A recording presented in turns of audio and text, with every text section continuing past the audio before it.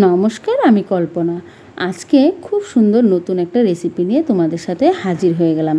আজকে আমি পাঞ্জাবি স্টাইলে লাউ দইয়ের রেসিপি করব। এই রেসিপি আশা করছি তোমাদের খুব ভালো লাগবে। বড়োদেরকে প্রণাম, ছোটোদেরকে ভালোবাসা দিয়ে রেসিপিটা শুরু করছি। এই রেসিপিটা বানানোর জন্য প্রথমে নিয়ে নিয়েছি আমি একটা ছোট্ট দেখে লাউ। লাউটা আমি পুরোটা লাগবে না, অর্ধেকটা লাউ দিয়ে রান্না করব। তো অর্ধেকটা লাউ প্রথমে কেটে নিলাম। এবার লাউয়ের খোসাটা ছাড়িয়ে নেব।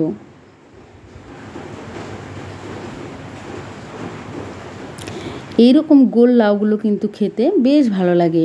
এরকম ছোট ছোট লাউগুলো বেশ কচি হয় আর খেতেও কিন্তু ভীষণ মজা হয়। তো এইভাবে লাউগুলোর তোমরা এরকম গোল লাউগুলো একবার খেয়ে দেখবে, ভালো লাগবে। এবার লাউয়ের খোসাটা আমি ছাড়িয়ে নিচ্ছি। লাউয়ের খোসা ছাড়ানো হয়ে গেছে। বন্ধুরা, লাউ যখন কাটবে, লাউ কিন্তু একবারে ধুয়ে কাটবে, তাহলে কিন্তু লাউয়ের ভিতরে আর জল ঢুকে যাবে না। পরে কিন্তু লাউ থেকে যে জলটা বের হয় সেটা এই রান্নার ক্ষেত্রে না, সব রান্নার ক্ষেত্রে কিন্তু তোমরা এই প্রসেসটা ব্যবহার করবে। লাউ ধুয়ে একবারে তারপরে কাটবে, তাহলে লাউয়ের থেকে আর এক্সট্রা যে জলটা বের হয় সেটা বের হবে না। এবার লাউটাকে ভাগ করে নিয়েছি, এবার ডুমো ডুমো করে কেটে নিব।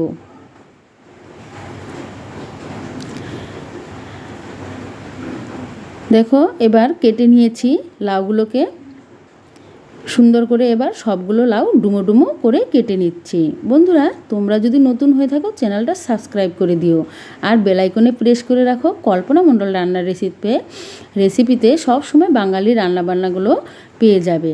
এবার লাউগুলো কাটা হয়ে গেছে, একটা প্লেটের মধ্যে তুলে নিলাম। লাউটা রেখে দিলাম আর লাউয়ের মধ্যে দিব দুটো আলু দুটোকে আমি এবার খোসা ছাড়িয়ে কেটে নিব।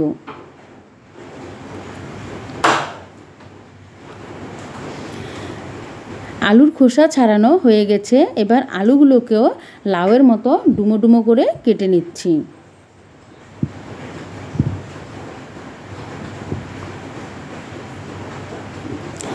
যেভাবে কাটছি বন্ধুরা, তোমরা অবশ্যই এইভাবে কেটে নিবে, তাহলে কিন্তু তরকারিটা অনেকটা সুন্দর হবে, দেখতেও সুন্দর হবে, খেতেও কিন্তু ভালো লাগবে। এইভাবে কেটে নেওয়ার পর আলু কেটে সবসময় জলে ভিজিয়ে রাখবে, তাহলে কিন্তু আলু কালো হয়ে যাবে না। এইভাবে সবসময় যেই কোনো সবজি রান্না করো, আলু কিন্তু কেটেই জলে দিতে হয়।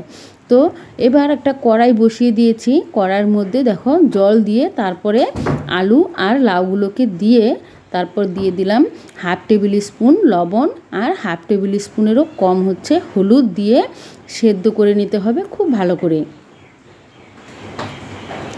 সেদ্ধ দেখো অনেকটা হয়ে গিয়েছে।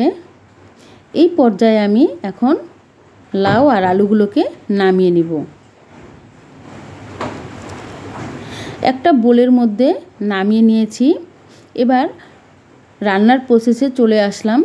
কড়াইয়ের মধ্যে দিয়ে দিলাম তেল। কড়াইটা অবশ্যই গরম করে তারপর তেলটা দিয়ে দিবে। তেল দিয়ে দিলাম হাফ টেবিল স্পুনের মতন মেথিটা লাল করে ভেজে নিতে হবে। আর শুকনো লঙ্কাগুলো কিন্তু মাথাগুলো ফাটিয়ে দিবে। শুকনো লঙ্কা দিয়ে তারপর দিয়ে দিলাম 1 টেবিল স্পুন আদা বাটা আর কাঁচা লঙ্কা বাটা দিয়েছি। কাঁচা লঙ্কার পরিমাণটা তোমরা তোমাদের আন্দাজ মতো দিবে, ঝাল কতটা খাবে সেই হিসেবে। এবার দিয়ে দিলাম হাফ টেবিল স্পুন হলুদ, হাফ টেবিল স্পুন দিয়ে দিলাম আমি জিরার গুঁড়ো, হাফ টেবিল স্পুন দিয়ে দিলাম ধনিয়ার গুঁড়ো। মশলাটা একটু নেড়ে নিচ্ছি। গ্যাসের ফ্লেমটা এখানে একদম লো করা আছে। এবার একটু নেড়ে নিব যাতে পুড়ে না যায়।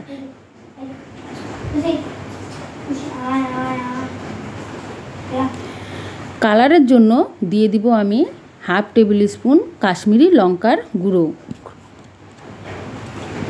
কাশ্মীরি লঙ্কার গুঁড়ো দিলে কালারটা খুব সুন্দর হবে। তো হাফ টেবিল স্পুন কাশ্মীরি লঙ্কার গুঁড়ো দিয়ে এখানে টক দই নিয়েছি। টক দইটা আমি ভালো করে ফেটিয়ে তারপর দিয়ে দিলাম।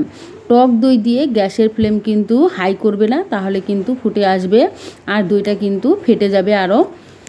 তো গ্যাসের ফ্লেমটা মিডিয়ামে রেখে তারপর কিন্তু মশলাটা কষিয়ে নিতে হবে।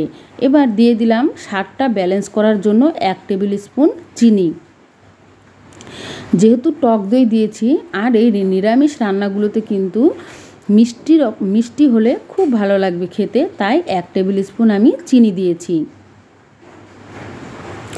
এই রান্নাটা টক ঝাল মিষ্টি এইরকম টাইপের হবে, খেতে কিন্তু দারুণ মজার হয়। এবার সবজিগুলো সেদ্ধ করে রেখেছিলাম, সেই সবজিগুলো জল থেকে তুলে তারপর দিয়ে দিচ্ছি। বন্ধুরা, এই রান্নাটা কিন্তু পাঞ্জাবি স্টাইলের দই লাউ রেসিপিটা তোমরা কিন্তু ভাত, রুটি, পরোটা সব কিছুর সাথেই খেতে পারবে, ভীষণ মজার হয়। অবশ্যই তোমরা একবার ট্রাই করে দেখবে, খুব ভালো লাগবে। এবার মশলার সাথে সবজিটা ভালো করে নেড়েচেড়ে নিব।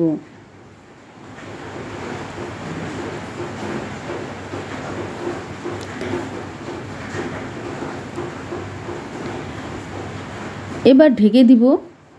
এখানে আমি ঢেকে দিয়েছি 3 মিনিটের জন্য। 3 মিনিট আমি ঢেকে তারপর কিন্তু ঢাকা উঠিয়ে নেড়ে নিব, কেননা বেশি টাইম ঢাকা যাবে না, নিচে লেগে যাবে, যেহেতু দই দেওয়া আছে। তো এর জন্য মাঝে মাঝে উল্টিয়ে নেড়ে দিতে হবে। আর দই দিয়ে এইভাবে রান্না করলে দারুণ সুন্দর কালার আসে। দেখো, এখনই কিন্তু খুব সুন্দর কালার চলে এসেছে। এবার লাউ আর আলু সেদ্ধ করে যে জলটা বেঁচেছিল সেটা কিন্তু আমি ফেলাইনি, সেটা দেখো এবার সবজির মধ্যে দিয়ে দিলাম। এবার আমি আবারও ঢেকে দিব।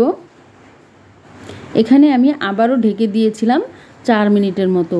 4 মিনিট পরে দেখো ঝোলটা কিন্তু খুব সুন্দর ফুটেছে আর অনেকটাই গাঢ় হয়ে গিয়েছে, গ্রেভিটা খুব সুন্দর হয়েছে। এবার কসুরি মেথি দিয়ে দিলাম সামান্য অল্প। এই কসুরি মেথির গন্ধটা কিন্তু সবজিটাতে খুব ভালো লাগে। আর দিয়ে দিলাম 1/2 টেবিল স্পুনের মতো গরম মশলার গুঁড়ো। এটা হলো ঘরেই গুঁড়ো করা গরম মশলা। এই গরম মশলাটা কিন্তু ফ্লেভারটা খুব ভালো হয়। তো এই ঘরে গরম মশলা দিয়ে অবশ্যই একবার রান্না করে দেখতে পারো। 1/2 টেবিল স্পুন দিয়ে দিলাম ঘি।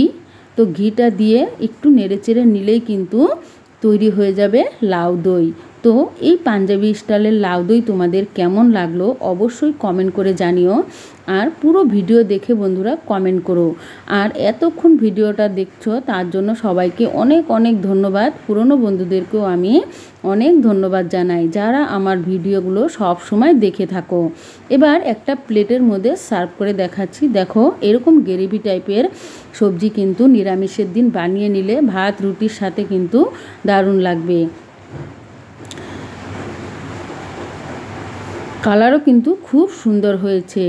তো আবারও চলে আসব কোনো নতুন ভিডিও নিয়ে তোমাদের সাথে, নতুন রেসিপির সাথে। তাহলে আমার সাথেই থেকো, এইভাবে সব সময় পাশে থেকো, ভিডিও দেখতে থাকো। ধন্যবাদ সবাইকে।